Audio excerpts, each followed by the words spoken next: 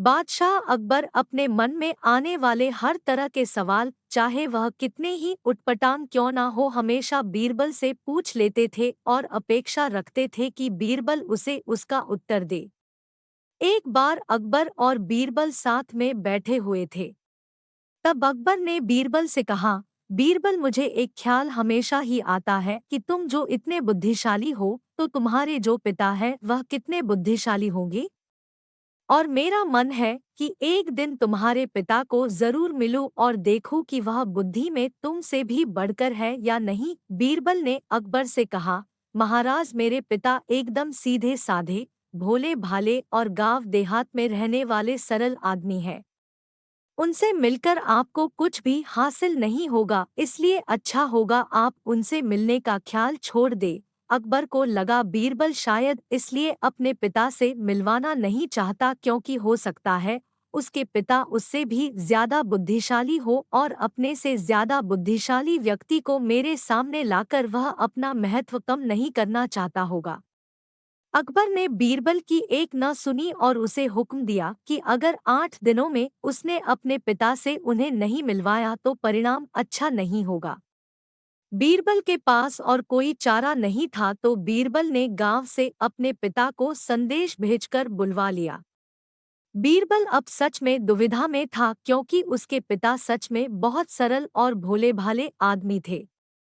बीरबल ने अपने पिता को अच्छे नए कपड़े खरीद कर दिए और उन्हें एक बात कही कि चाहे कुछ भी हो जाए, अकबर कुछ भला बुरा कहे या गुस्सा करे, आपको उनके सामने बिल्कुल मुंह नहीं खोलना है।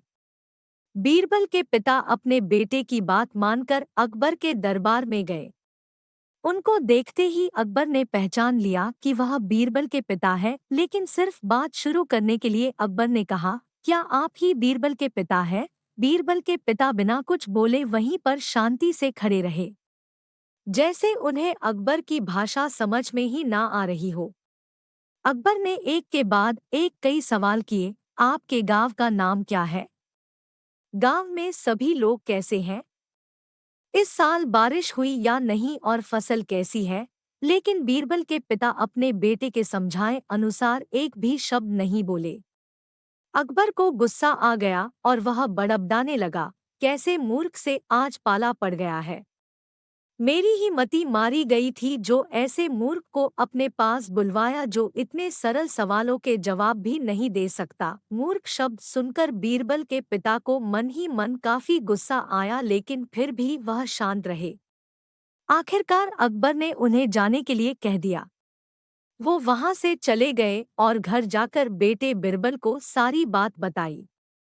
बीरबल ने उन्हें समझाकर वापस गांव भेज दिया। 2 दिनों बाद जब अकबर बीरबल से मिला तो अकबर बीरबल से पूछने लगा, बीरबल, एक बात बताओ, जब हमारा पाला किसी मूर्ख से पड़ जाए तो उस स्थिति में हमें क्या करना चाहिए और कैसे करना चाहिए? बीरबल इसी मौके की तलाश में था।